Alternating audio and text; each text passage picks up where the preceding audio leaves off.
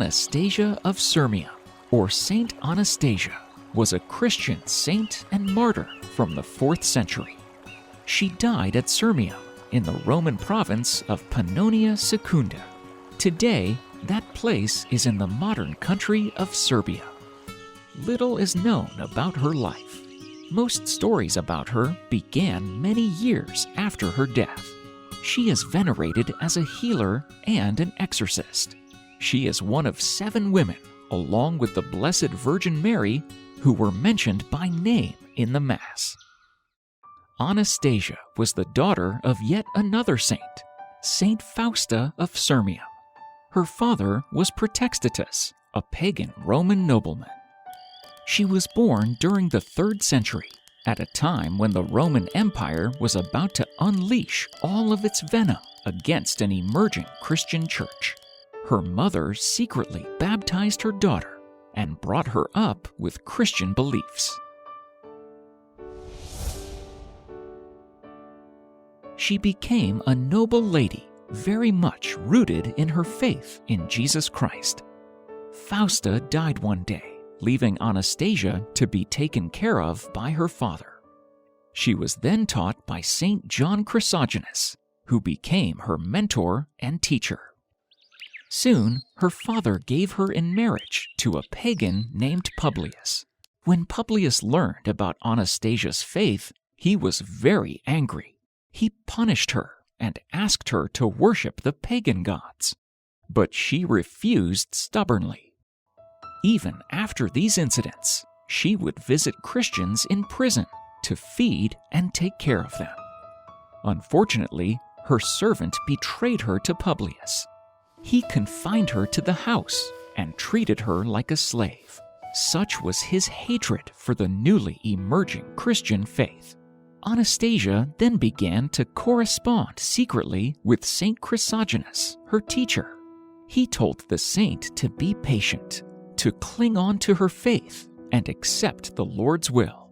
He also foretold the impending death of Publius in the sea. Publius did indeed drown, as he was setting out with a delegation to Persia. After the death of her husband, Saint Anastasia began to distribute her property to the poor and suffering. As a young widow, she never remarried and secretly dedicated her time to the poor and those in prisons and served their needs daily. She would wash their wounds and especially console them during their anguish. In the meantime, the emperor gave orders to kill all Christians who filled the prisons. He gave orders to kill them all in a single night. The emperor sent soldiers to arrest Chrysogonus in Aquileia.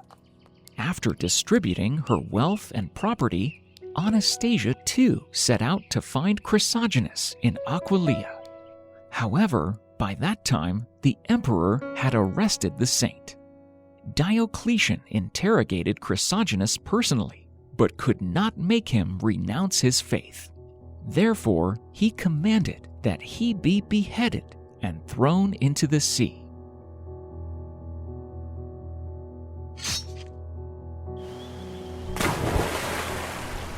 The body and severed head of the holy martyr were carried to shore by the waves. After his death, Saint Chrysogonus appeared to a priest named Zoilus. He told him where to find his relics. He also foretold the martyrdom of Saints Agape, Chione, and Irene, who were imprisoned during that time. Chrysogonus asked Father Zoilus to send Anastasia to 3 imprisoned sisters to encourage them. Like he was instructed, Father Zoilus met Anastasia and delivered the message.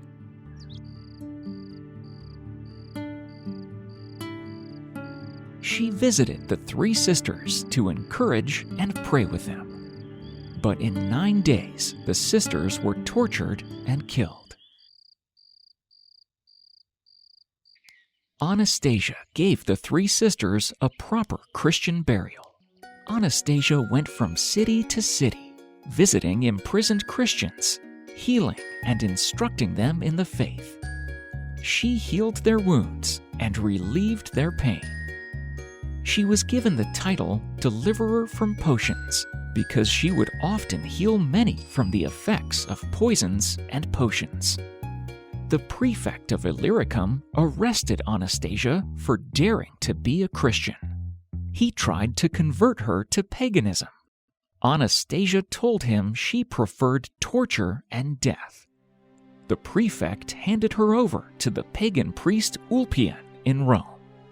The cunning Ulpian offered Saint Anastasia the choice between luxury and riches or grievous sufferings.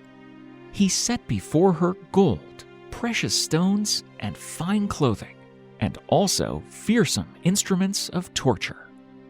Again, she preferred to embrace death in Christ rather than worldly riches. Ulpian gave her 3 days to reconsider his offer and left the prison. Charmed by Anastasia's beauty, the pagan priest decided to defile her purity.